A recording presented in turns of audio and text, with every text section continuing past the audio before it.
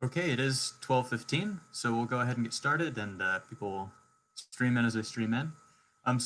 This afternoon, it's my pleasure to introduce to you Dr. Paul Grogan from Stevens Institute of Technology. He'll be presenting updates on CERC research task ART-015, New Observing Strategies Testbed Design and Development. And with that, I'll turn it over to you, Dr. Grogan. All right, thank you, Jordan, for the nice introduction. So as Jordan mentioned, I'm giving updates on a very recently awarded CERC task. This is actually the first CERC task that is sponsored by NASA.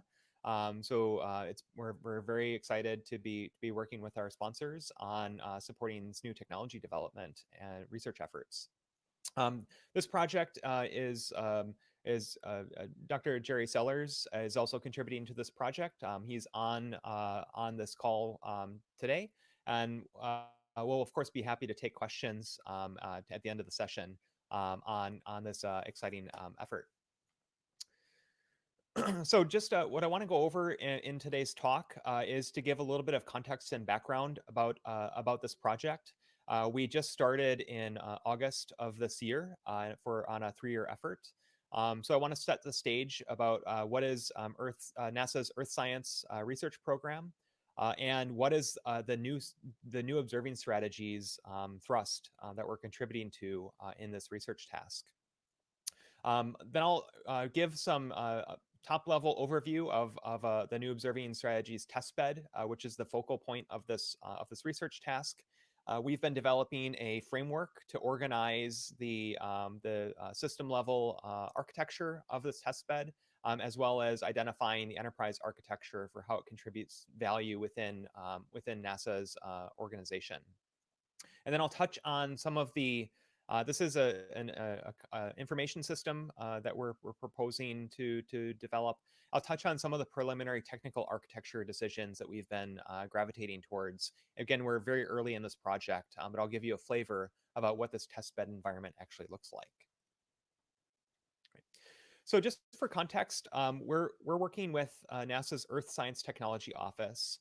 So they're a technology maturation office within the Earth Science Division, and the Earth Science Division sits within the Science Mission Directorate within NASA. So Earth Science Division is, of course, the group that points their telescopes down at Earth to look at to see what we're up to on the surface, rather than pointing the telescopes out into space. There's a lot of exciting things happening within NASA's Earth Science program. They operate a large number of missions, many of which are in collaboration with other partnering agencies like the U.S. Geological Survey and the National Oceanographic and Atmospheric Administration, as well as international partners like JAXA and ESA. The current missions that they operate range from large flagship-style missions. So, for example, GPM, Landsat, Suomi MPP. These are billion-dollar class missions that typically have very long life cycles, upwards. I mean, the design life cycle is 5 to 10 years, but often these spacecraft operate for 15 years or longer. These missions operate with partners like NOAA and USGS. To collect information about the Earth and support scientific efforts. There's also a lot of exciting things happening within the Earth science field about new mission concepts. So the upper orbit here lists missions that are planned or in development currently. And some of these missions are technology demonstration missions where they're much lower cost missions. So think of 5 to 10% of the cost of a large flagship mission. And they're testing some specific new observation or measurement strategies. So, for example, the Cygnus constellation actually proposes eight satellites that operate in a constellation to get higher fidelity observations of tropical storm movement. More satellites means more frequent observations. And of course, we're looking to develop technology to support these new mission operations.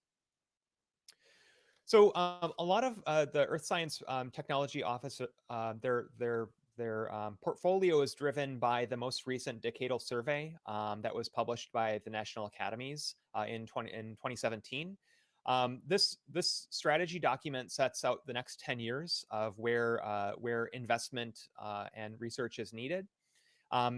So in this document, there are 8 top-level strategy elements that, again, set the stage for Earth science programs over the future, both for NASA and for NOAA. And of these 8 top-level strategy elements, I want to just highlight 3 of them, which I see most relevant to our research effort. Element number 2 is to explore innovative methodologies for performing Earth science missions. There's a lot of innovation happening in the space domain right now, and that innovation should be leveraged, of course, for scientific programs such as what I'll be talking about today. Strategy element 4 specifically calls out looking to leverage external resources and partnerships to support Earth science missions. Just, of course, this week we've had a great commercial success with SpaceX's first operational crew launch to the International Space Station. There's also very exciting development happening in satellite constellations operated by commercial firms, and our international partners are as well doing a lot of great work that can be leveraged to improve Earth science research for everyone's benefit. And then the strategy element 6 are to leverage external trends. So within supporting the commercial and international space systems, there have been significant innovation in recent years regarding launch technologies and miniaturization of components that should drive the design, development, and strategies for fielding future Earth science missions. So of these strategy elements, the overarching vision that the Earth Science Technology Office has set is a research thrust called New Observing Strategies, and this is a technology maturation thrust that seeks to change how we conceive of Earth science missions. So for future Earth observing missions, we can leverage some of these external trends, such as miniaturizing components for instruments and communications modules. Taking advantage of the lower launch costs that are provided by commercial suppliers. Looking at leveraging increased automation to make space operations more dynamic or responsive to emergent events like disasters or storms or other Earth science related events. Looking at leveraging commercial observing systems, like some of the commercial imagery constellations that are currently operating, and commercial communication systems for accessing Earth science data more rapidly, and also leveraging international partners in the missions that they are currently operating. And also looking to merge both for the on-space assets that are operated by organizations like NASA to make use of other sensor networks that are available on the ground as well. For example, buoy networks, stream gauge sensors, soil moisture sensors, weather stations, all sorts of information from the ground that can be used to paint a better picture about activities on our Earth. And when you think broadly about the synthesis of all of these new technologies, the one unifying theme, I think, is information systems for connecting different platforms. And where I see new observing strategies really focusing on is how to make space systems more dynamic, to be more connected with information access, and make use of that information during observations to improve the scientific observations and studies that are performed to better understand our Earth system. So just as an example of some of the key technology areas that the new observing strategies seeks to advance, I have 3 different timescales that NOS seeks to influence. On the shortest timescale, so thinking about it in an operational context, new observing strategies would seek to improve technology, essentially automation technology, to allow spacecraft on orbit to more dynamically respond to events that are happening on the Earth's surface. So, for example, there's currently a disasters response program. There's a volcano activity response network, where if volcanic activity is detected, that information can be shared very, very rapidly with spacecraft that are overpassing the volcanic activity site to try to capture imagery during a relatively short duration volcanic eruption. This, of course, the new technology development would improve the automation capabilities on board spacecraft, Currently, we still need to uplink commands and sometimes many hours in advance of a potential observation. So future technology in improving automation would allow spacecraft to have greater autonomy for responding to detected events and changing operations in real time. On a slightly longer time scale, from a tactical context, we can also think about improving the dynamicism of different sensing and observation platforms in response to events that happen over hours to weeks time scale. So, for example, if we can leverage satellite observations of building an understanding about, for example, the hydrological state of an environment, we may be able to identify where could we run an airborne campaign or an airborne sortie to collect targeted information at specific locations to most significantly reduce uncertainty in a forecast or in a model. That's something that we don't operate at the timescales that would be allowable to make that type of decision currently.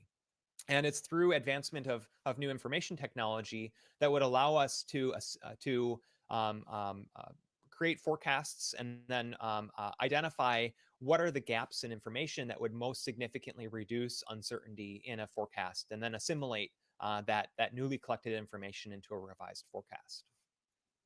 And finally, at the longest time scale, if you think about at the strategic context, we ultimately would want to use new observing strategies to improve the quality of science that we can perform from Earth science missions. So by understanding what types of observations are afforded to us by different observation platforms and how do they synergize with one another, we can make better strategic investments, both in terms of new missions and also the instruments and measurements that are collected by future missions. This aligns very closely with the concept of mission engineering, which I know has been discussed in the review today. And it's very much in line with the NOS technology advancement idea. So how the Earth Science Technology Office has approached new observing strategies is by identifying to mature some of these core technologies that are needed to realize new observing strategies. We want to create a testbed environment to be able to mature and develop some of these technologies before fielding a multi-million-dollar mission. So what we're seeking to do is to represent a space mission as a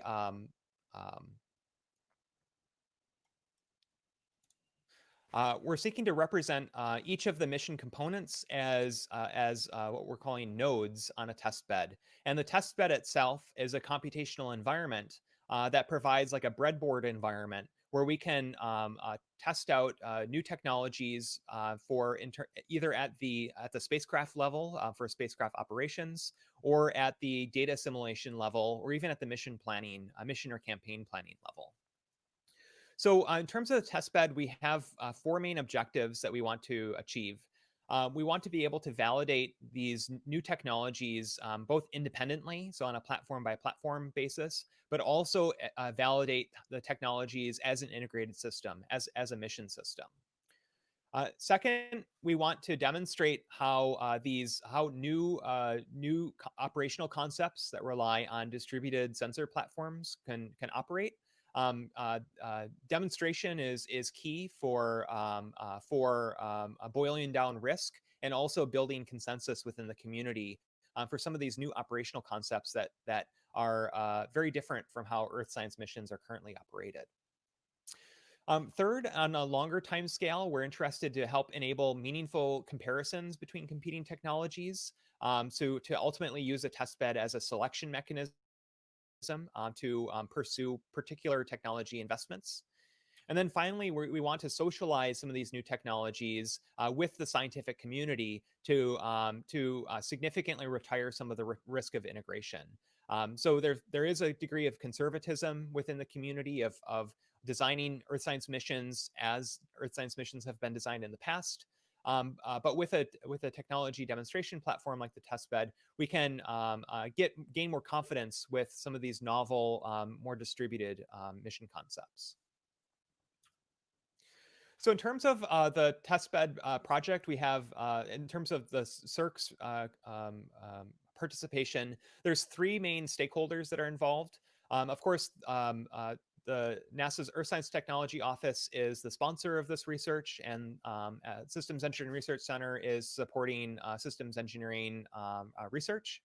And we're also interfacing with potential NOS PIs. So the members of the Earth science community who contribute proposals for technology maturation through the Earth Science Technology Office, and who are the ultimate customers of the testbed in terms of using the testbed to reduce risk of new technologies and to demonstrate new operating concepts. So part of our initial work just in the first few months of this project has been to organize some of the top level needs and capabilities of a framework, of a testbed framework. So a testbed framework is kind of like a set of operating principles or rules for which a testbed instance would be created. At the top level, what we're really looking to do is to allow disparate organizations to propose and participate in developing NOS software and technology. So this the testbed at a top level, it's looking to support different organizations participating in the technology development activity. And some of the user organizations that we're talking about are NASA centers who routinely participate in technology development efforts, but also research partners like universities and nonprofits, other government agencies, as well as commercial firms and international partners who may be targeted or may have capabilities that engage with a new observing systems mission. So at the top level, the core capabilities that the testbed environment has to provide are to be able to orchestrate these system of system studies. So orchestrating new observing strategies style missions, and pulling in models of different components ranging from spacecraft to domain specific modeling environments to assimilation tools.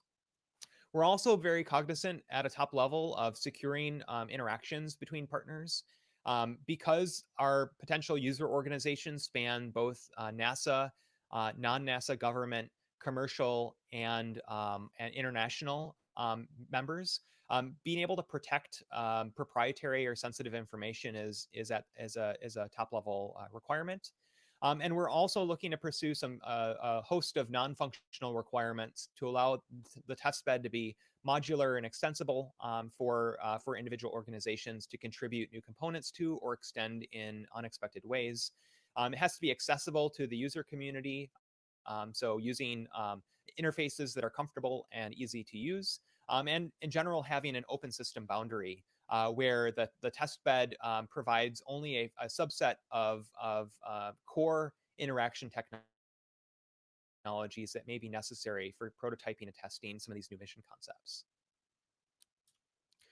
So we've done some preliminary thinking about how this testbed could work in terms of a concept of operation. Again, we have three main actors. One is the technology office. We have new observing strategies PIs, the researchers who are proposing new technology. Then we have operators of a testbed infrastructure as well. And these actors interact over 5 different phases of a testbed study. Starting with the formulation of a study, then initializing initializing testbed components, executing a testbed run, reviewing results, and ultimately publishing or making decisions, acting on the results of a testbed study. So the overall flow is essentially the testbed operator provides an interface specification for new nodes or new components to be connected to the testbed. The technology PIs proposed test suites. So there's proposals about new technology that should be evaluated using testbed environment. Those proposals are reviewed and approved by the technology office. During the initialization phase, the technology PIs, in concert with the testbed operators, propose, integrate, and implement a test suite. So those are the individual the nodes that would engage with the testbed. Then the testbed operator conducts test runs, which produce preliminary results, which are reviewed and iterated upon by the technology PIs. And finally, the testbed operator would perform the final test run of the new technology in scenario, produce results which are post-processed and synthesized by the technology PI. The results of the technology study go back up to the technology office for review and approval, and lessons learned and feedback get returned back to the testbed operator to improve the concept of operations for future studies. Within this concept of operations, we have identified 6 key governance functions which would need to be provided by different organizations. So there are a number of different options for who can be responsible for governance functions. So the key governance functions are funding and reviewing studies, administering the testbed organization, organizing and leading test studies, executing test studies, proposing and analyzing test studies, and also sustaining testbed as an infrastructure over a longer period of time. We've identified a couple of models for how these governance functions could be allocated among different organizations. One of the key models we've been looking at is the Mission Design Lab, which is hosted at NASA's Goddard Space Flight Center. It's part of the Integrated Design Center. They allocate many of these functions to entities within NASA as one organization. However, there may be alternative governance models where some of these functions are provided by nonprofit organizations, even standards organizations, or potentially even for-profit contractors. And we're essentially producing a menu of options for how a testbed could be governed over the long term. And one of the key parts of feedback that's been given to us by the sponsors is that there's interest to work towards a more community-driven process where testbed components can be modified, augmented, and built upon by community members who are engaged in the activities over a longer period of time. And at some point, there may very well be a standards process for standardizing interfaces for engaging in this computational infrastructure. So although we're still at the very early phases of this project, we have identified at the top level some of the key concepts of the system architecture. So in short, the key inputs to the testbed include information about the mission scenario that's to be studied, so spatial and temporal boundaries, what types of instruments on which types of platforms are to be developed. This is one of the key areas for technology maturation. And then overall, what's the observing strategy that is being evaluated in a testbed execution, where observation strategy defines the behaviors between different mission elements. The testbed itself then provides some top-level functions like connecting nodes to one another, managing execution, managing time advancement, and also transporting information between and across node boundaries. And the testbed produces key outputs, so data packages essentially that achieve technology office objectives of increasing technology readiness level and demonstrating increases in observing system performance through availability of new technology. So we're working currently to perform the decomposition of the top level testbed architecture. Just a couple of quick insights for where we're looking. We identify 3 main components of the testbed, infrastructure being the physical or virtual computer hardware that actually runs the nodes and supporting infrastructure services. We've identified the need for a manager node, which administers a testbed execution by setting timescales and time advancement policies. and then user-contributed system nodes, which represent the individual platforms that participate in a testbed mission. And these system nodes could be both, of course, models of spacecraft or even in situ sensors, but they're also models of the supporting scientific activities like data assimilation and forecasting that are a big part of the Earth science portfolio. In terms of key testbed functions, I mentioned that the 3 top-level functions are connecting nodes, which interfaces with some of our security requirements about performing authentication, authorization, and encryption activities. Managing execution, which essentially creates a simulation timescale and enforces synchronization of participating member nodes, and also data transport, which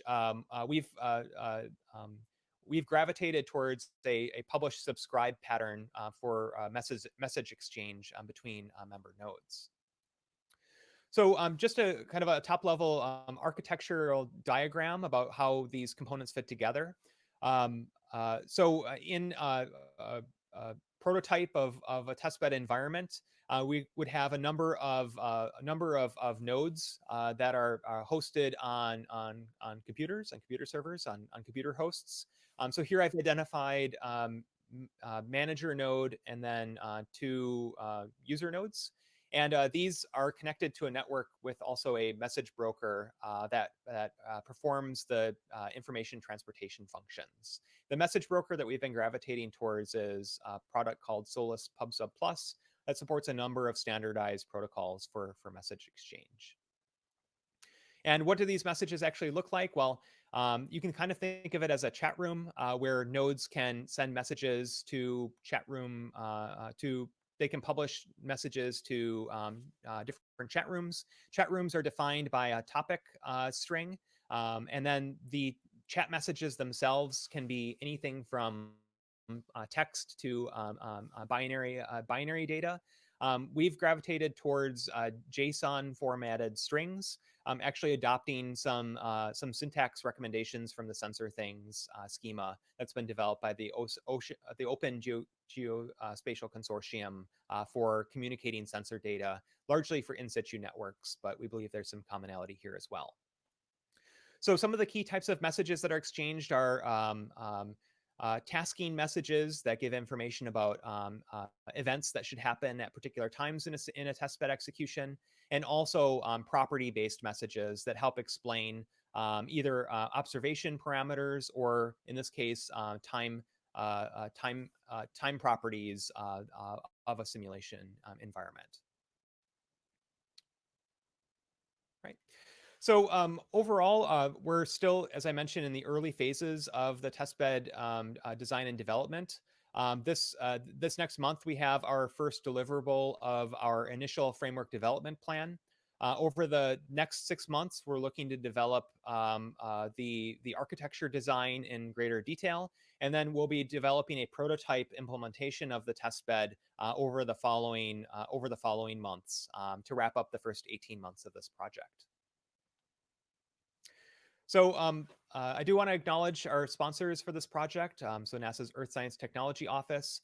We've also been working with a great team of pilot project teams across multiple NASA centers to understand the user community and derive requirements. And I also want to recognize Hayden Daly, who's been helping us as a research assistant on this project. At that point, I'd be happy to take questions, and of course, happy to take any questions offline as well. You can reach me through email or my office phone on the slide. So thank you very much.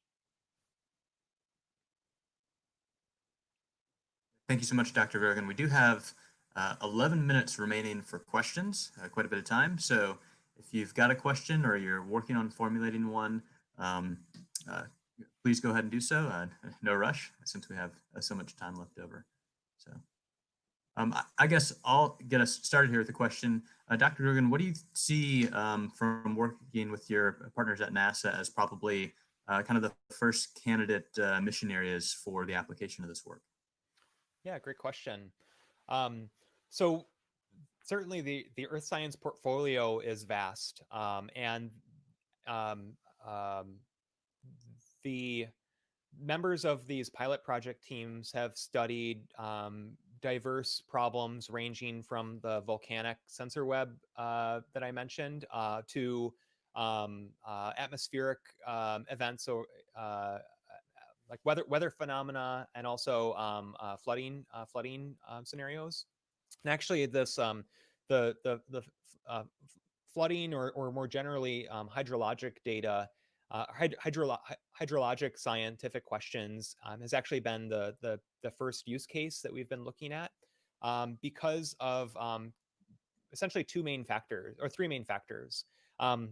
One, the science for hydrology is there's existing models that can assimilate observations from remote sensing platforms like satellites, and also ground platforms like stream gauge sensors, to get a good estimate of the to forecast hydrologic state, and it's relatively well validated. It's a relatively mature area of science.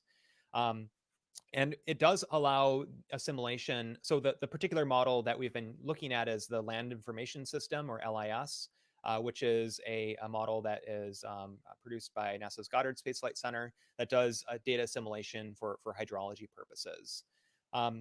There's also really interesting opportunities for assimilating diverse data sets. We've been looking not only at data sets from some of the big flagship missions that collect hydrology related data. We've also been looking at some of the new commercial constellations that are online or coming online. So, for example, Planet operates a constellation of satellites that take optical images, and through machine learning and classification, you can obtain some information about surface water extent, for example, from these images. So this our technology. Of course, we've been in contact for how would we coordinate the observations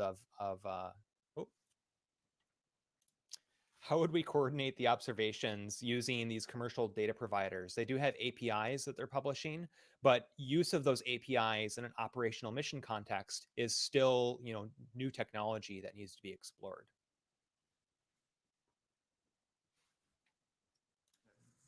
Thank you. Very cool. It is an exciting time for space, that's for sure. So astronomers aren't happy so much, but I don't know, they'll have to get their telescopes on the moon or something. Yeah. Yeah.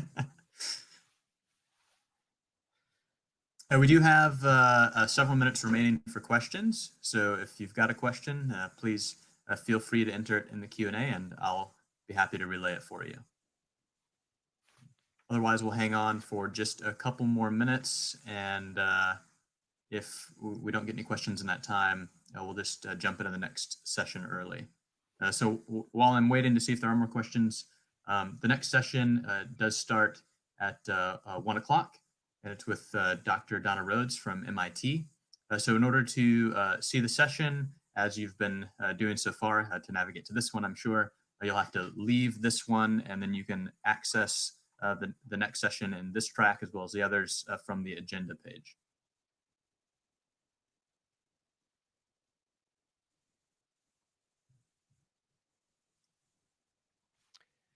Well, I want to thank you, Jordan, for helping run the session. And for anybody who's out there who's interested in learning more, feel free to reach out to myself. This is a, we're still in the early phases of the project. We've been thinking about it for some time, and I think that the principles that we're covering specific for earth science technology development are probably generalizable to other domains as well, with different emphasis on research activities versus operational activities. So I'd be interested in hear if other organizations, if you have testbed environments that you've stood up, please shoot me a note. I'd be happy to talk with you.